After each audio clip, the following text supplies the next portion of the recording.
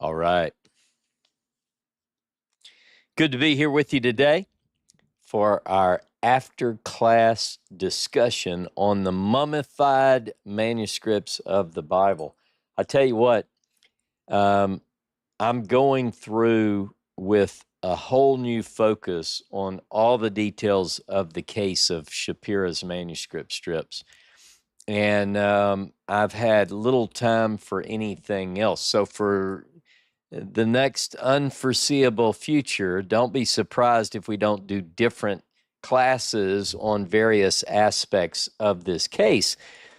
First of all, I'm not really apologizing for that, because one way or the other, even if somebody says, well, I think they're fake, I don't think they're authentic. Well, okay, and we're going to continue to search, and the goal is to find these manuscript fragments, and we are on the trail of them, because ultimately that settles it. But just so that people understand this, and I think many of you have read the book, The Moses Scroll, but just so you get the impact of this, people can say, well, until we find them, we just don't know, we have to test them and so forth. Well, okay, but let me tell you the things that I'm focused on. First of all, I'm going through dozens and dozens, and I'm being conservative when I say this, documents from the 19th century. I'm looking at drawings. I'm looking at various scholarly opinions and everything I can find. And one of the things that keeps hitting me in the face is what I met with when I first heard this story, and that is there are elements to the story that simply could not have been faked, right? And I mean, that's what gets me. And then there's a whole other question where if somebody says, well, you know, I think a lot of people who aren't familiar, who haven't closely read my book, might miss this part. They might say, well, you're suggesting that this scroll, the Moses scroll, was actually written by Moses. And that is not what I'm saying. What I'm actually saying is that the manuscript, the text of the scroll, is a later copy, in fact, two later copies of what was a very ancient scroll, and we can talk about that. So, but let me kick off. Let me welcome my friend and fellow researcher, Clody. Hey, Clody, Can you how hear are you? me? Yeah, I can hear I'm you. good. How are you? I'm again with those bad earphones, so That's sorry. okay. No, I hear you fine. If it's very bad, just let me know so I can take them off. Good so far. I wanted to ask you, because as you were going through the mummification and so on, I was thinking on how Joseph had an Egyptian almost burial ceremony. And I remember once you said, when it talks like an Egyptian and Yeah, wears clothes, Egyptian clothes, he's an Egyptian. yeah, So I don't remember exactly. That was a beautiful yeah. phrase, but bear with my English. And I remember that, and I was like, perhaps these people weren't as Jewish as we know them today. They were a little bit more Egyptian than we think they were. And perhaps the ceremonies, the burial ceremonies, and even the preservation of these leather strips and papyruses or whatever documents they had were very similar to whatever Egyptian were doing. Yeah. And I had one question that had to do, like, physically. I was trying to ask ChatGPT about this. I was trying to find the distance between the area where the Bible says that God showed Moses the promised land and buried him somewhere there, and where the Shapira manuscripts or leather strips were found, how far away from each other these sites were. And according to ChatGPT, it was something like 22 miles away. That's probably about right. Mm-hmm. And also, I wanted to ask you, how far away are the Qumran caves from these? I remember that they were on the opposite side. Yeah. Of the Dead Sea. I remember from your book, from the Moses Scroll, I remember that the site where the leather strips, the Shapira leather strips were found were on the opposite side of the Dead Sea as Qumran, correct? That's right. Yes. So let me and jump back in, but let me unpack some of that. So if you're standing at Qumran and you're looking across the because you're along the northwest shore, if you look just slightly left, now people aren't exactly sure, I should add. When people say, well, where is Nebo? Where is Pisgah? Obviously, when you go on a tour of Jordan, by the way, if anybody wants to go with us, we're going in November, God willing. I mean, we don't know what's going to happen, but anyway, but if you look across, you're almost in direct line. It's what most people believe is Mount Nebo, and the heights of Pisgah would be slightly north. So you could stand there if you look at the camera, and you just kind of look just a little bit. Your eyes will be looking directly at Nebo.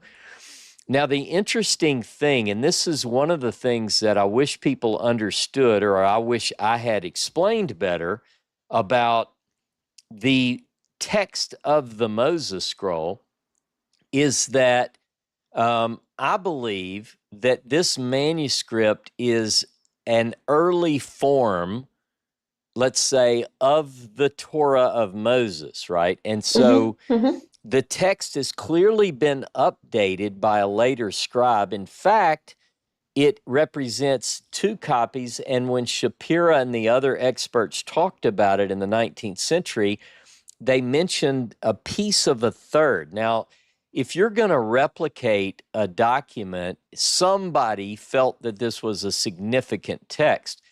And there are various ideas among those of us who study this, but I believe, and this is my theory, and I'll get to the geography part that you ask about, but I believe that this text, meaning from the beginning to the end of it, that's been edited later by a later scribe, but this is an earlier text, maybe based on something much more ancient.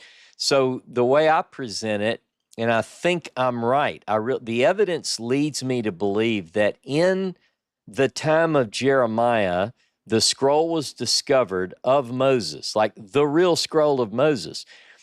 Now, people think that everybody had the Torah of Moses all along, but they didn't. They say that it was lost and it's found again. So when it's found, it's so different, it shakes them to their core. They tear their garments, the king doesn't know it, and so forth.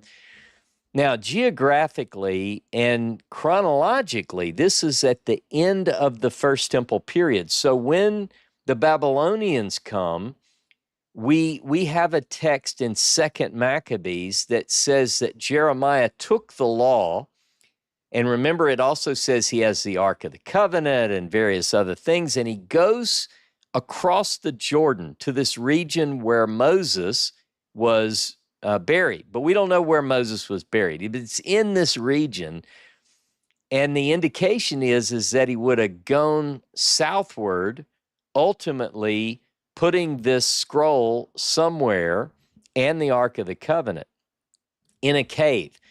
Now, I and the Tylers and Jono and a few others have actually gone on expeditions going in some of these caves, because if you look at the document I posted on the provenance of the Shapira scroll, here's what we know. It's east of the Jordan. It's in the Wadi Mujib at the top among the rocks. So you would have to walk along the rim, and we get a couple of reference points. One is a place called Aroer, Aroer. A lot of R's in there, hard to pronounce. But Aroer, and it's 30 minutes east of Aroer. So we think we know where ancient Aroer is. And so we have to think, well, 30 minutes is on foot or maybe on horseback. So I want to do experiments like pay a Bedouin for a donkey or something and ride for 30 minutes and start looking for caves. I'll start looking at 20 minutes and go to an hour maybe. And we recreated this to a certain degree, Dave, Patty, and I, a couple of years ago, and we did find some caves, and we didn't have the right equipment to go in some of them, but we began this search. Now, I wonder if there is a connection between the burial place of Moses and maybe more scrolls. Now, here's the other reason that I say we want to find Cave Zero. I want to find Cave Zero, because what we now know is that some of these ancient caves collapsed over time. Mm-hmm. And so, like, for instance, when they found certain discoveries in certain caves that had scrolls in them, when they went back later and excavated down, they found under what has now become a new floor, they found more scrolls, which would have been on the floor of the cave or on a shelf maybe that collapsed. So we want to find that. Now, to your question of geography, later biblical writers, I think, especially when much of the Bible came to be recorded, is under the control of Moab. So you couldn't send an expedition over there.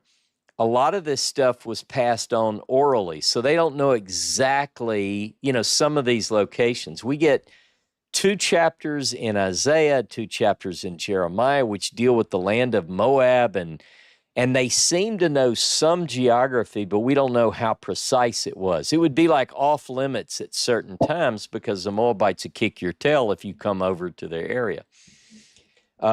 But I'm fairly confident that with some good investigation, we can identify the cave. Number one, that's one of my most important things. And we can likely get approval to excavate these caves.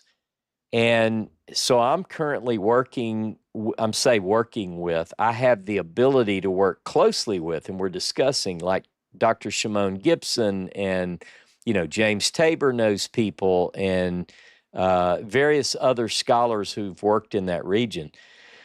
So I'm fairly confident, we can find the cave, but at the same time, I'm feeling very, I want to say more than lucky, but what if we could find more scrolls in this particular cave and or caves east of the Jordan? Think about it. Almost all the caves, no, we don't have any record of scroll discoveries east of the Jordan other than the Shapira story. But one interesting thing that Dr. Charlesworth told me is that he wonders if the Bedouin didn't make the story up about where they discovered it because they didn't want to get in trouble. So he said, like, even now, I happen to know of stories that I can't tell yet where a scholar is about to publish a paper on a location of a certain cave that everybody is wrong about. Like, the cave is a different cave, and they've reported the wrong cave. Anyway, I know I've covered a lot of ground, and some of it may or may not have answered your question, but the trick is... you answered perfectly my question.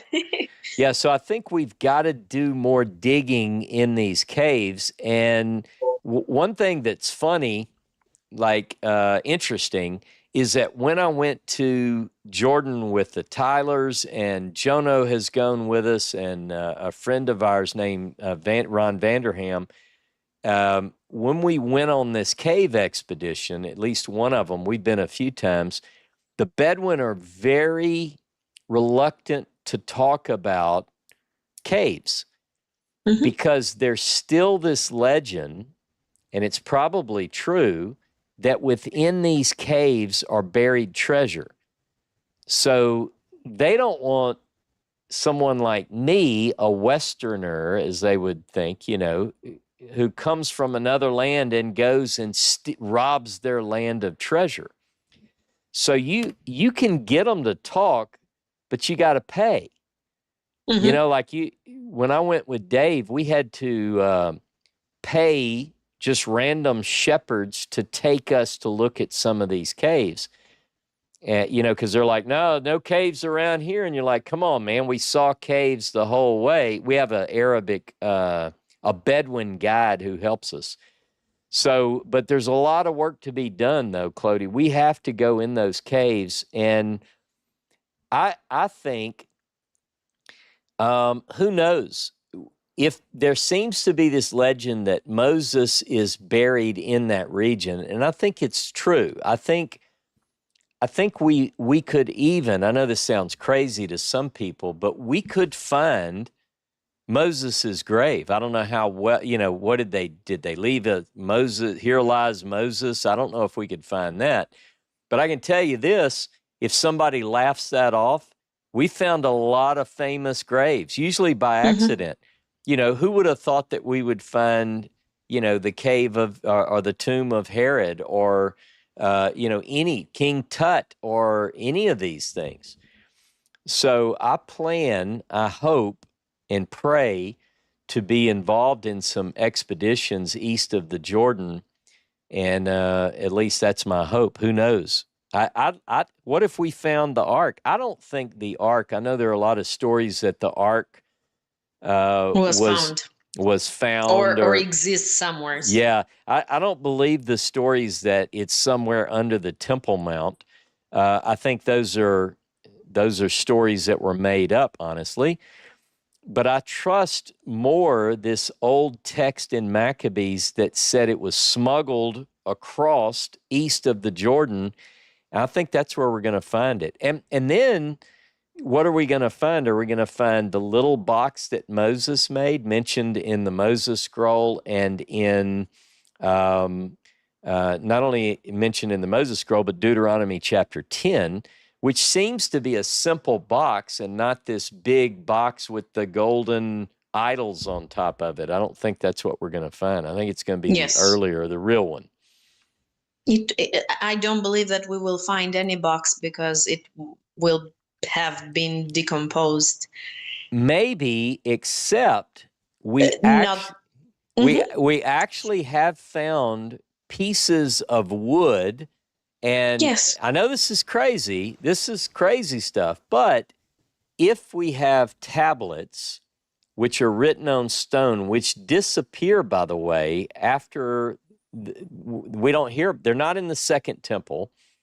And so they could be, what if you find parts of wood fiber and some sort of stone tablets? Who knows? That's what keeps me thinking. Can I follow up with one question?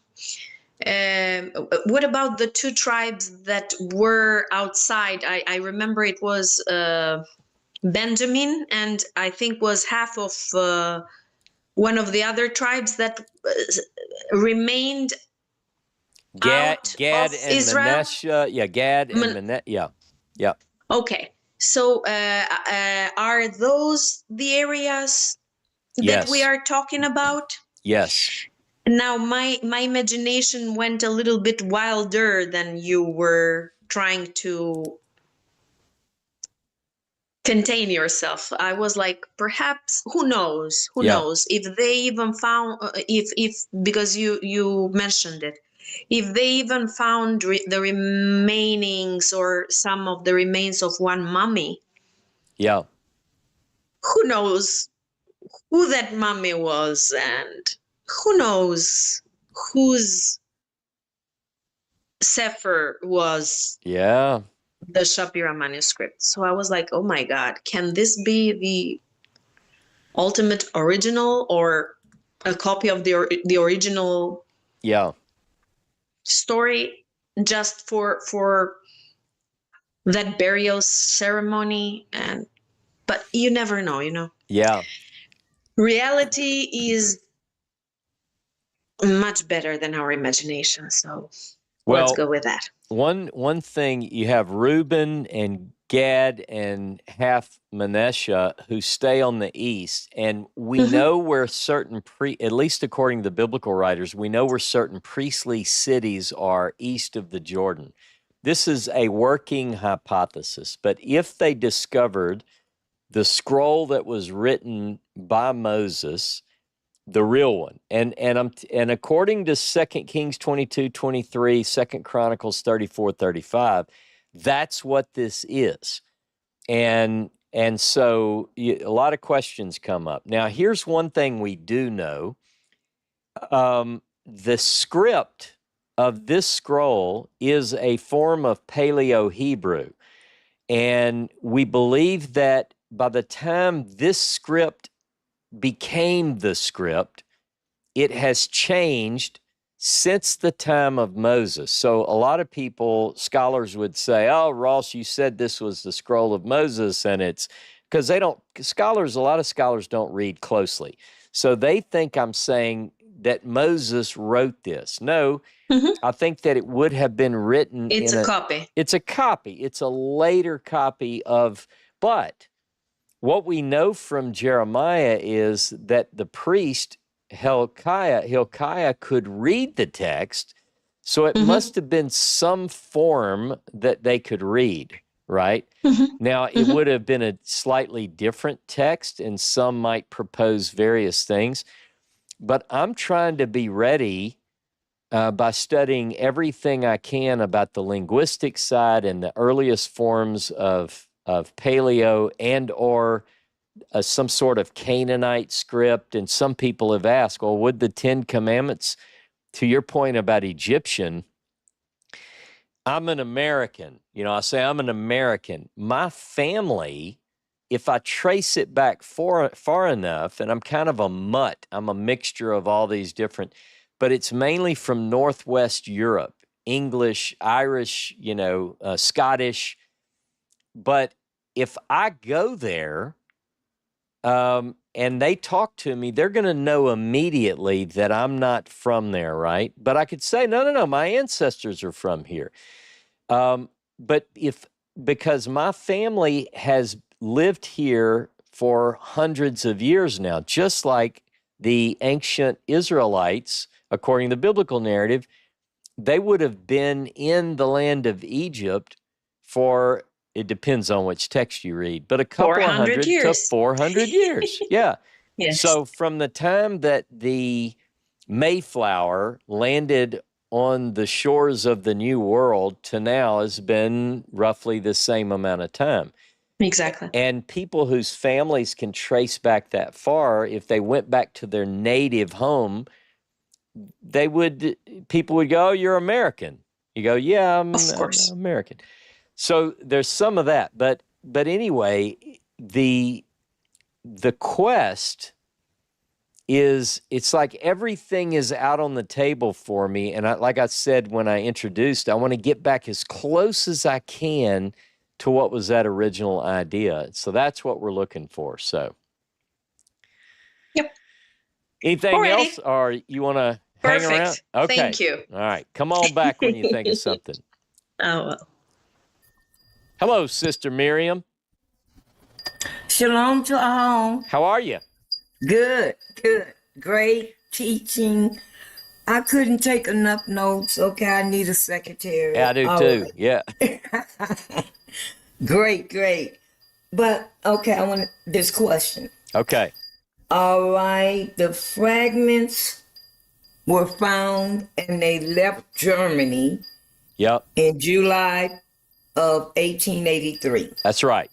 for England and got into there August, somewhat a month or so later, right? They were there for about a month. They were there a lot longer than that. But yes, the investigation Shapiro shows up on the 23rd of July, 1883, and the strips are inspected through the end of the month of August. And then we later learn that they were still in England as late as the 8th of March, 1889. The last time they were seen was in a public lecture in March of 1889. Okay. So now, yep. Now with the fragments they got there, Shapiro brought them. Yes. Okay. And then he was found dead in his hotel room. Mm-hmm. It has to have been, not long after that? Yeah, he's found dead on the 8th of March, 1884. Okay. So 5 years after he's dead, the manuscript strips are discovered. We now know who owned them at the time. And there's at least one theory that the fragments were buried with the last known owner, but we're still investigating that. I think that that's kind of interesting that if something associated with burial ended up being buried. So I've been to the location with the Tylers, but we need to go back. I'm just saving my piggy bank right now. So at what age was Shapiro when he died? 54 years old. Oh, that's too young. Yes, indeed. And this is 1884. That's right. Okay. Mm-hmm. One last question. All right. Okay, you spoke about the preservations of the artifacts. You said something about linen, then we went to jars. Yep. Then tar. Uh-huh. Okay. Is that all in one preservation, or it's different type historical artifacts that they trying to preserve through different ways? Yeah, I'll answer that. Look, is there a bell? Am I hearing bells, or is that just me? You hear a bell? No. Okay. So it may just be me. Maybe the ringing in my ears is getting louder. But here's the thing. We know that ancient. Oh, wait, that's me.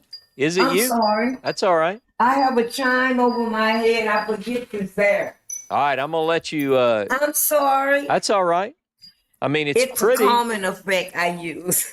All right, it's that's good. So anyway, what we know is that these ancient manuscripts, and this is Egyptian and Hebrew and even Roman text, it seems, were anointed with certain oils to keep the bugs off.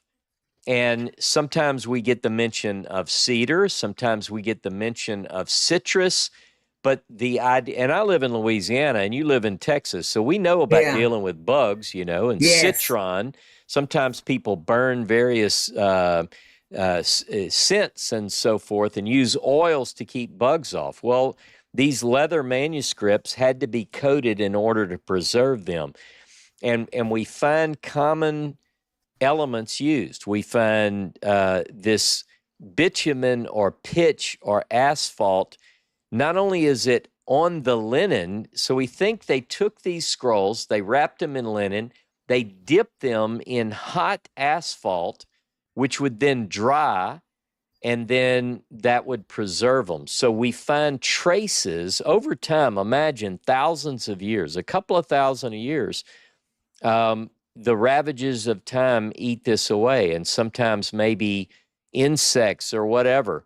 But some of the Dead Sea Scrolls are preserved so remarkably well, like the Great Isaiah Scroll. We can read that whole document. I mean, there are just a few little places that give us difficulty, but the ancients knew how to preserve them, and it could be, like I presented today, that these manuscripts were preserved almost like you would preserve a mummy. And so that's the idea, Miriam, is that we're trying to understand more about ancient preservation techniques. Like when I walk up on an ancient manuscript, if we find one, God willing, in one of these caves, the first thing I'm going to do, with gloves, of course, is either that or maybe get on my knees and put my nose up to it and smell it, because I want to experience the discovery just like these ancients did. So that's it. Oh, I'm sorry. Looking out over these notes while you're speaking, I got one more question. I All right. apologize That's if all I'm right. holding anybody up. Give it to me. Tar. Yeah. This is the invention of tar by the Egyptians? It's actually what we know anciently. It's referred to as asphaltum, asphalt. We talk about very Yes. similar to what roads have today, but it is a more pure form. And the Dead Sea region is known to have this ancient asphalt, bitumen. It would pop up in the Dead Sea. You know, everything floats. And they would harvest this and sell it, and the Egyptians were some of the best buyers. In fact, there's a really good book. I just started it. I just started this book, and it's about the Dead Sea. It's called The Dead Sea, A 10,000-Year History. The guy mentions my work on Shapira in here, but it's all about the Dead Sea and the asphalt and the ancients and how they would use it. But one of the biggest customers of the asphalt is the ancient Egyptians, because they used it in their embalming practices. So we can call it tar, but it's asphalt. It's bitumen pitch, a black sticky substance. It's mind-blowing how we don't use that anymore to embalm or to put someone in their final rest.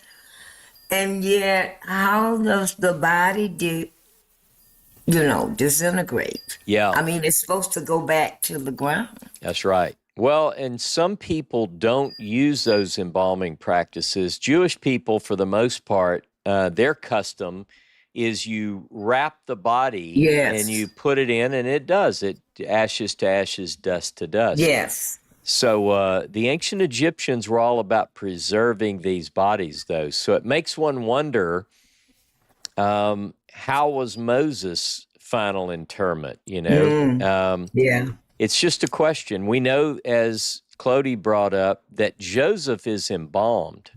It said, in fact, Genesis ends, and he was embalmed in Egypt and placed in a casket, basically. And then his body is taken from Egypt when the children of Israel leave. So, good stuff. Yes. Thank you. All right, my sister. Shalom, shalom. Have a beautiful day. Dr. Terry Trister, how are you, sir? Are you there? Doctor? Yeah. There he is. Are you able to open an email and be on the Zoom call? Maybe. I might. Let me see if I am coordinated enough to do that. Yeah, I see that. I see it. Okay.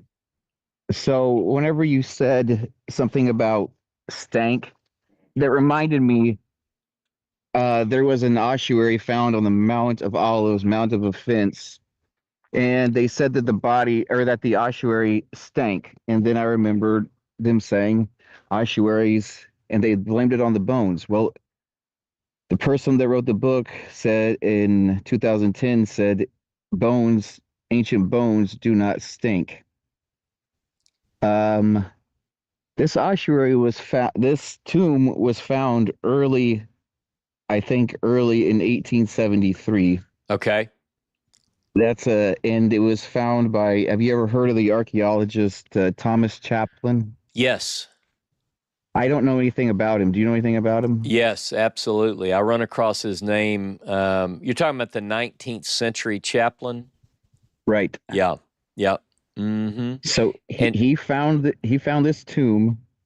3 months later, Clermont-Ganneau shows up, and I know there's been between 2,000 and 3,000 ossuaries found, and none of them have ever said anything about a stink on the inside. Yeah. And The ossuary, one of the people also buried in tomb is called Judah the scribe. Mm-hmm. So we have somebody that writes documents, and you see where I'm going, right? No, I don't. One thing, let me just jump in just so you can help me understand. One thing is Sure. the smell is not associated with ossuaries, which are late, meaning, as you know better than I, this is your thing, it's only about, what, 100-year window, 70-year Right. window?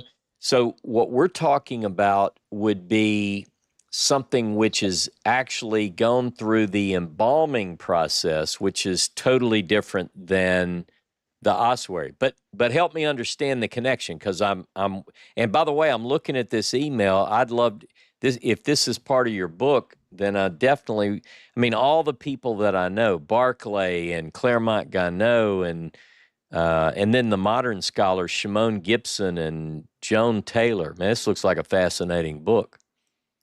Well, that's part of the catalog that I use. I'm making more commentaries on this catalog, but it just seems very odd that we would have an ossuary that would say stank and it still had the bones in it. I'm Oh, I thinking get that it. I get it. You're saying normally they wouldn't stink, but this one does smell. right. I gotcha. So I'm wondering if there could have been some kind of scrolls in this ossuary and they didn't know what it was yet because the Shapira scroll, the SC scrolls hadn't been found and they just threw it away. Hmm. It says that they threw it away because it stank. And ancient 2,000-year-old bones don't stink. They threw the ossuary away, is what you're saying. Correct. And if they threw the ossuary away, then they would have thrown whatever papers or whatever could have been in there away. Huh. Interesting. Has anybody, did Claremont Gano ever say that he found any kind of ancient manuscripts or anything? Not that I know of. And I know you look at him for other things as well, but I haven't found. Now, he did find, is credited as finding various lapidary, various inscriptions in stone Right. and stuff, but not text. In fact, at the time in the 19th century, everybody, like without exception, said it can't be, because we know the oldest manuscripts and Right. nothing, unless, and they did know of certain papyrus manuscripts from antiquity, and they often referred to those, but they said, yeah, the Theban desert could preserve some papyrus, but not leather, not in Palestine. So he doesn't mention it. Now, here's the thing, my view of Claremont Gano, if he found an ancient scroll, he'd sing like a canary. He could not keep a secret, and he'd love to take credit for it. So I don't think he did. But Chaplin was there first, so I'm wondering. And all this just hit me. I'm sitting on my pond on the ice fishing right now, so this is all just coming all at once. Sorry about that. That's all right. So I'm thinking Chaplin was the first guy there. I don't know how intelligent he was or how good he was. He's sharp. And if he could have just thrown away ancient manuscripts, he wouldn't have. No, yeah, that's a good point. But not knowing it though. Yeah. By not knowing it, just he opened the ossuary. It stank like that. To hell with this. I'm not dealing with this, and just threw the whole thing away and didn't really investigate it or look into it or something. You know, it's your whole scenario here is interesting and worth checking out. We have, Chaplin is involved with the PEQ, Palestine Exploration Quarterly. Right. And you and I have shared emails where you have access to those documents as well.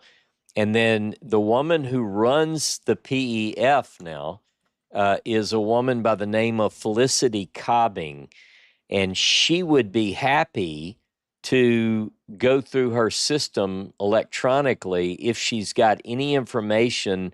So, for instance, Chaplin probably would have written home about the stinky ossuary. So, really? So I'm telling you, when I went to visit her in London, she's got a database, and there are key words, many of which were inputted by Shimon Gibson when he worked there. So if there's a word stink or stank, they might put ossuary, for sure ossuary. You could go through anything that was discovered associated with Chaplin, and they actually have his handwritten notes, many of which have been transcribed. So you could get more information on this, and he might say, the thing stunk so bad I just threw it away. You know, I don't know. Or here's something. What if he said that I took this manuscript out of this stanky ossuary, but I don't think it's legit, or I don't think it's valid, because how could anything survive for 2,000 years? Yeah. But here it is. I wrote it up, and here's here's what it says. Wouldn't that be something? Yeah. Yeah, that would be something. And you never know. The archives at the PEF are just unbelievable. Like unbelievable. So can you send me her email? Yeah, her contact? absolutely. Absolutely. Yeah, and you might want to check with her anyway. I don't know how many you would know. I don't know how many of the ossuaries that we currently have in our possession were discovered in the 19th century, but if any were discovered, they will be there. You'll find that there's a vast library of information on any given subject of 19th century investigation of the Holy Land. So 1873 was a year. Yeah, 1873 was a pretty big year. Yeah, I've spent a lot. I have a 1873 calendar printed out I carry with me. Yeah, actually from 1872 to 1884. You know, I'm kind of a nerd like that. Yeah. Good stuff. Hey, good luck. Thank you, sir. Good luck out there on the ice, and be careful. Yep. I appreciate it. Thank you. All right, brother. Karen Clark. Look, before you go, Karen, I'm going to tell our YouTube audience to have a beautiful day, and I hope to see you next week, and we'll let them go. So have a great day. Have a great week.